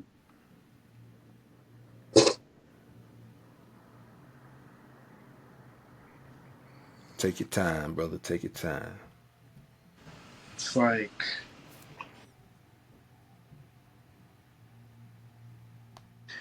if you can't subscribe to the ideologies that I abide by on this level, then you can't possibly be amongst the elect set in by the divine because and that's in itself is almost like a god complex because who are you to judge who is within the elect or who isn't. And then it's like you you end up taking the most high's name in vain because you will you will use the principles orchestrated by the divine to bring about short-term gratification for your flesh, and then you call that unity and brotherhood and checking people without being relatable on any level. And I think that's what we're missing too. Whenever you see someone is a Hebrew Israelite, they're always ranting on about some doctrine, and you never really get to know that person. It's Yep. like and then that means you talk to one Israelite, you talk to them all, and if you talk to one that's mean, let's say, then that must mean all of them are mean. So now there's a mechanism in which we can't unify within ourselves, and because we can't unify, it's that much more psychological friction for those to even come into the truth. Because now you have to be in the truth, and then you have to you have to defend the truth, and then you have to be like, yes, not all of us are like good, but the truth is the truth still. It's just it's a hard sell, and I think that's detrimental to the faith itself. Yeah. And it's no different from what we see in Christianity. I mean, Mm, if you look at the statistics, a lot of people are leaving the church, Christian church. mm, And if you were to ask some of these people why are you leaving, or why have you left the church? In the Bible altogether, some of them have left the Bible altogether. And I think it's to your point, it's the people who represent the scriptures, or yeah. who's supposed to be the representatives of God, right? Hmm. You hear them speaking a certain way, and Hmm. talking about God all the time, and da da da da, or if we talking about the Hebrew community, the Most High this, the Most High that, Christ this, Christ that, and law, statutes, and commandments. But Hmm. when outside of them talking, and I always say this, I pay attention to people's actions. Hmm. Their actions say something totally different, and they do not display or demonstrate the love that Yasha or the Hmm. Messiah displayed or demonstrated. For sure. And when people see that, it makes them like not even take it serious. Like Yeah. uh Exactly. so and it's sad because here we are as people Hmm. who are truly genuine and truly like we have a love for the people, and so we have to work 10 times harder and find Yes. other ways to connect with people and to Hmm. get them to see the Pitch. Hmm. truth. You know what I'm saying? Yep. Um. So yeah, I feel you, man. I just it's just it's really difficult because my approach to all of this is different than other people. Like my method on how I connect with people. Hmm. I as much as I know, I don't. Whenever I meet somebody, I go down to their level. I never come Absolutely. off like I know what I know. You know what I'm Absolutely. saying? I just come with a lot of humility. I come with a blank canvas, and I try to like Hmm. I pay attention to the conversation and how it's going. Hmm. If I kind of gauge and see like, okay, they may not be ready for this, so I'm not gonna Right. mention anything about this. Right. But I can only, stay surface level with them. But I Hmm. introduce different concepts, ideas, and Absolutely. and then I've through experience I saw that it has worked for me. Absolutely. Same here. I'm the You exact know, same way. That's the difference between having knowledge and having wisdom and discernment. right, right. So I found that like when I did go about it the way that I used to, where I would always say, "Oh no, that's bad," or Yep. you can't do this, or boom, boom, boom, boom. I noticed Mhm. that people would close or shut down. Yeah, for Now I sure. didn't want to hear me talk about anything spiritual, anything. You know what I'm saying? Hmm. So I had to stop that. And it's just the same way like with artistry, you know what I'm saying? Like my Yeah. music or whatever, like that is an art, you know. Hmm. Um your ministry and how you communicate with people and things like that. So I had to learn and grow and mature in that way too. I feel like Hmm. I love where I'm at with it now because Me too. I just man, everybody and it translates over to the music. That's why when I was in the Hebrew Israelite community heavy, the number one song or my most streamed song was to Zion. Mm. Yeah. Yeah. For sure. I think it has like over 1 million streams. But since then, my most streamed song is Speak Life. Mm. Both of Speak which articulate unity. right. Speak Life transcends it just transcends like it speaks to everybody. Anybody could hear that song and be like and feel motivated by it. Hmm. Yeah. You know what I'm saying? No matter what their faith is. And Hmm. it's so crazy because even in that song, in the second verse, I said, I'm a Essene. I do Hmm. things a little Yeah. different. Hmm. A lot of people ain't Yep. gonna pick up on that and like they don't care about that. They just Right. they love the message that's being conveyed in the song. So it's like it resonates with them. You Hmm. know what I'm saying? So when I noticed that, I was like, yeah, see, I want to make more music like this that Right. Yeah. everybody can listen to and resonate with. Hmm. And not just focus on one demographic of people. Like, yes, I love my people, but Hmm. I want, like I say, music is powerful, so I want Hmm. everybody to be able to listen. Yeah. Yeah. That's it's very interesting you say that.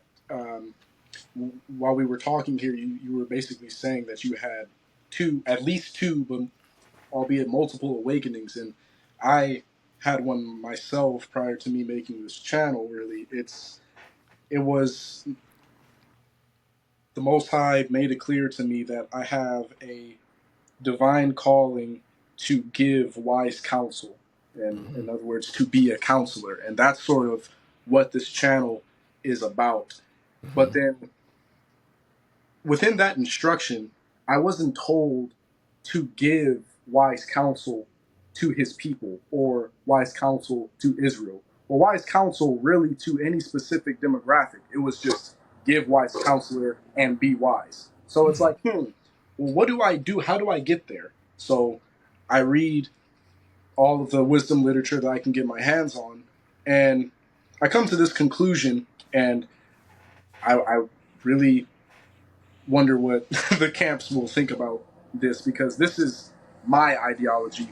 I haven't seen anyone say this, but Mm-hmm. when you look at the Levitical priesthood, they have no inheritance because the Most High is their inheritance, and the opposite, of course, is the other tribes of Israel. But the other tribes of Israel have to go to the Levitical priesthood in order to get to the Most High. And obviously, the Messiah has taken the place of the Levitical priesthood in that regard.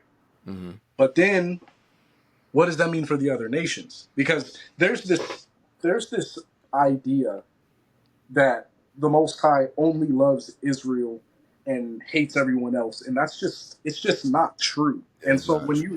when you read the scripture, because that's one of the main points that people like, oh, you preaching hate. And it's like, it's not, but some of us are, but it's not true. So, but then when you read, it's like, or at least when I read, I think, well, then it's the same order for the other nations. So it's like the other nations go to Israel, because when you read like Deuteronomy, it says like he picked us out and anointed us to be a holy nation, a royal priesthood. We're a priesthood.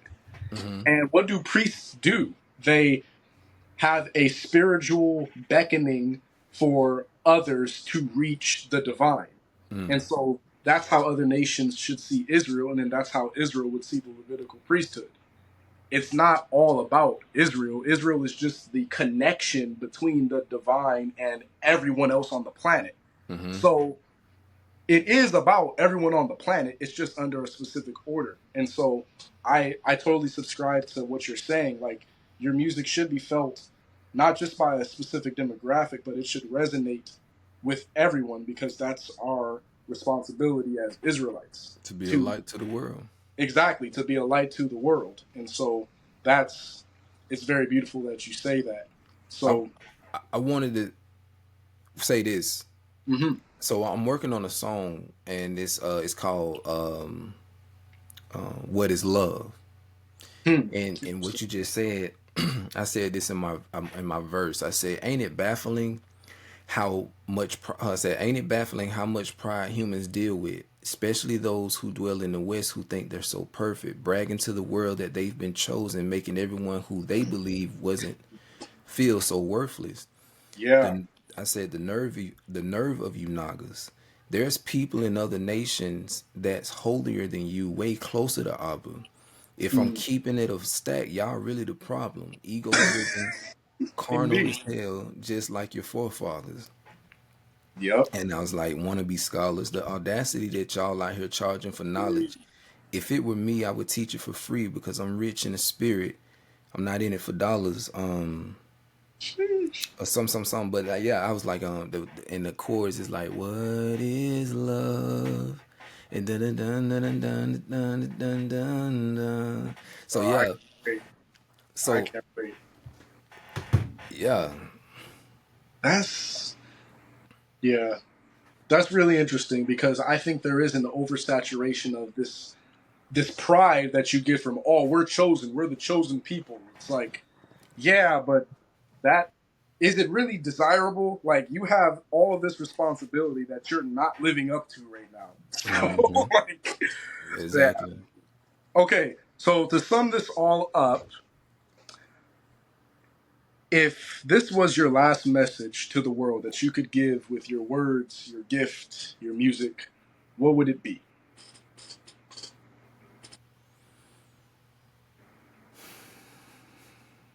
Repent. No, I'm just no,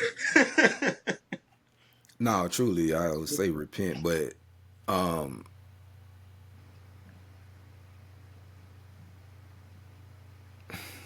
last word.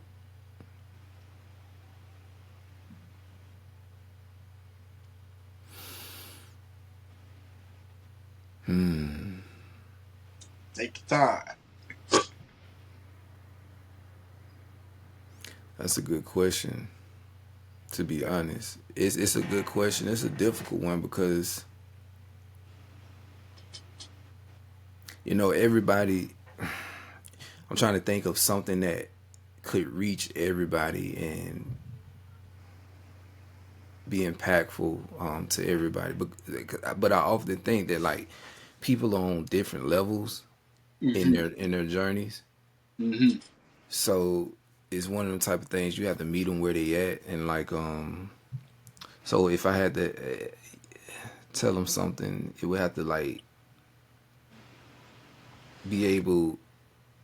It had to be something that no matter what where they are in their journeys, they can hear that and be like, yeah, that's I need to hear that. Like Mm-hmm. so,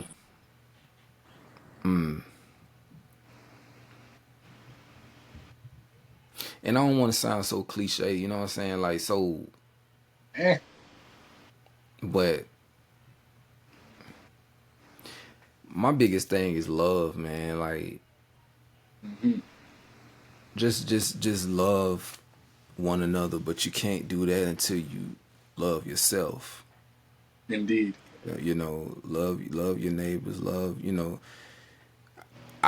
the pretty much I have to read something because I got quotes and stuff that I wrote down, and I live by these, Mm-hmm.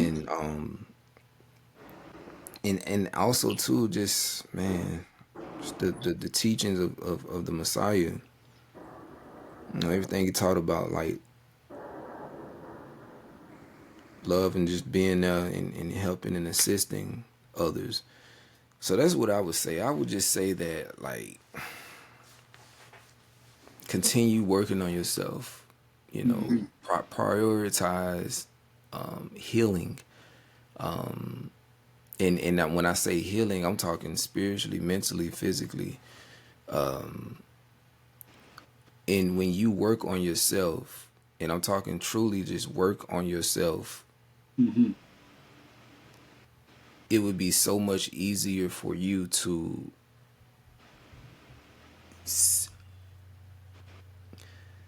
help other people. You know what I'm saying? Like you can use your Right. own testimony to help uplift other people. Right. But yeah, I don't know. I honestly don't even know what I would say, bro. To be honest with you, Mm-hmm. it just depends. Depends. Cause like when I talk to this person, I tell them just based on their circumstances or whatever. Mm-hmm. I'll tell them something based on this person. What they going, I'll tell them something. But like I say, it's just one of them things where like I have to sit and pray and meditate and see what I can say that no matter where they are, I can say something and they be like, yeah, Yeah. I feel It that. sounds like it's like repent so you can get closer to the Most High, and in doing that, work on yourself consistently. Because when you work on yourself, you can help someone else, and when you help someone else, you're helping the world. Yes. But you got to help yourself.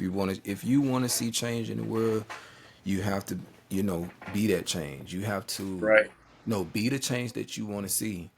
And Right. Precisely. yeah, so like I said, I watch a lot of Avatar on The Last Airbender. Oh my good, that's my favorite show of all time. And man, Uncle, what is it, Gyro? Iroh, Uncle Iroh, Iroh, my favorite character. all the wisdom.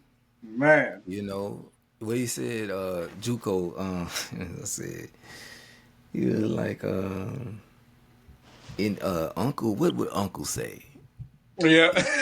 In order to save yourself, you must save All yourself right. from your other self, something like that. Yeah, yeah. But Yep. That's the last season. Yep. yeah, so like I say, man, it's wisdom like that. I want to. I can tell you're into philosophy. I am. That is true. Have you studied Socrates? Absolutely. Socrates would always ask, like, his thing was like, okay, Socratic method. when whoever he was talking to and they were sharing like all the stuff they knew, he's like, okay, Yep. why'd you this and that? And then they'll explain, and he was like, okay, but why would you do? You Yep. know what I'm saying? Just keep going Yep. and going and going. And then like, what's the quote? He said, he's I like, know that I know nothing. I know nothing. Hmm. You know what I'm saying? So Yep. yeah, man, I be studying these people, bro, and I just be like, man, yes. Oh man, well put. This was a beautiful conversation. I thank you again for coming onto the channel, good sir. Uh, please let those who are watching know where they can find you, like your Instagrams, etc. And where are you going to be streaming the new album when it comes out? Um, I'm only operating with well, I just did a TikTok like a couple weeks ago. I just created a new page finally.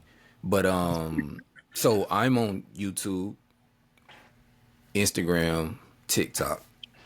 Those are my socials, and it's simple. You type in Inyarachaa.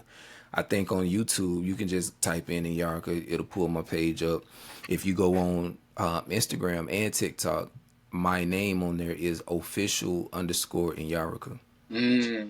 So those are my socials. Now, when it comes to the music, music will be everywhere. Apple Music, Okay. Spotify, Amazon Music, Deezer, uh, iHeart, everything, Copy that. you Nice. know. So and then as far as the album, I'm like 98% done. Nice. Nice. I look forward to that. Yeah, so it's a lot of good music, man. I'm talking good music. I'm happy. I'm excited because I mix and master my own stuff. Hmm. So I finally felt like I unlocked a new level of mixing and mastery to where the music to my ears sounds good. You know what I'm saying? That's awesome. Yeah. So like, and then the people that I got Karatazar. It's gonna be Karatazar. It's gonna be Free Brew Alari. Mm. He was on the song I Am. He's the Oh, okay. Yeah, he's the second Okay. brother. So he's gonna be on it, and me and him got a fire song. It's called Fruits of the Spirit, and Mm. so him is gonna be some new people that people never heard before. It's a sister down who lives in Trinidad. Mm. She's gonna be on it. There's gonna be different people. It's a brother who he's best friends with Courtney Bell. He's gonna be on it and on one of the songs that I got called No Mm. Fear. It's gonna be amazing. Big project. Excited, yeah. But I'm but excited too. this is this is gonna be journey 7, and this is gonna be the last of the journeys. Ah, 7 is the number for completion. right, exactly.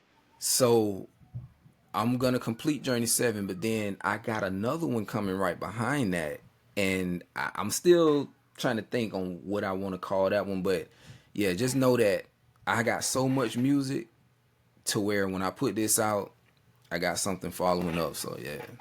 That's awesome. The journey is complete. So it's going to be the destination of the conglomerate of albums. That's very, very exciting. Well, thank you again, good sir, for being on here. Uh, Everyone, please make sure to check out this man. His music is phenomenal.